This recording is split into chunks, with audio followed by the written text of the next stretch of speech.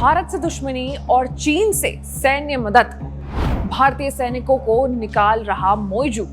चीन के साथ मोइजू ने की सीक्रेट मिलिट्री डील। ड्रैगन के जाल में फंस रहा है मालदीव। क्या है मोइजू का इरादा? चीन के जाल में फंस गए हैं मोइजू। भारत से पंगे ले रहे हैं मोइजू।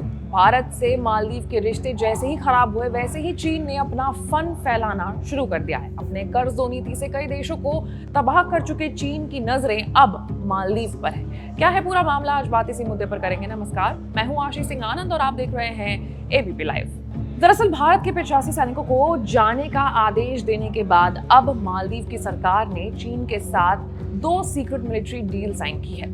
इन समझौतों को चीन और मालदीव के बीच द्वीपक्षीय रक्षा संबंधों में एक नया चैप्टर, एक नया अध्याय की शुरुआत मानी जा रही है। रिपोर्ट्स के मुताबिक चीन ने बिना किसी शर्त के मालदीव को सैन्य सहायता देने का वादा किया है।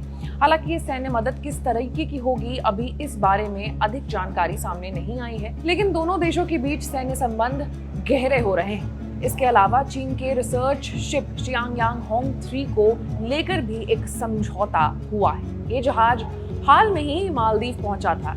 इसे चीन का जासूसी जहाज भी कहा जा रहा है। दोनों देशों के बीच हुए इस समझौते से भारतीय सागर क्षेत्र में मरीन रिसर्च प्रभावित हो सकता है। माना जा रहा है कि चीन मालदीव में एक रेडार लगा सकता है जिससे भारत के हर युद्धपोत की मालदीव निगरानी कर सकेगा। मालदीव ने चीन के साथ इन डील की कोई डिटेल खुद अपनी जनता के लिए भी सार्वजनिक नहीं की है। इससे ड्रैगन की मंशा को लेकर के मालदीव की मीडिया में भी सवाल खड़े हो रहे हैं। मालदीव में सत्तारूढ़ मोइजू की पार्टी हमेशा से ही चीन के साथ करीबी संबंध बनाकर रखती आ रही है।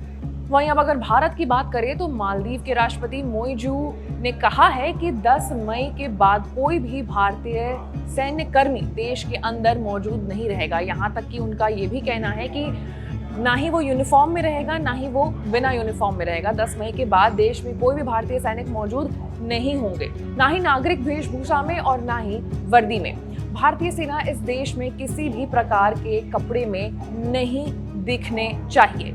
एक बहुत पुराना श्लोक है, विनाश काले विपरीतम बुद्धि, यानी विनाश के काल में आपकी जो बुद्धि है वो उल्टी चलती है। शायद यही इस वक्त मालदीव के राष्ट्रपति मोइजू के साथ भी हो रहा है। उन्हें शायद पता नहीं है कि जिसको वो अपना दोस्त समझ रहे हैं वो ही एक दिन उन्हें डसने के लिए सामने आ जाएगा। ऐसे तमाम बड़े खबरों से अपडेटेड रहने के लिए आपको एबीपी लाइव को लाइक, सब्सक्राइब और शेयर करना होगा। मैं थी आपके साथ आशीष सिंह आनंद।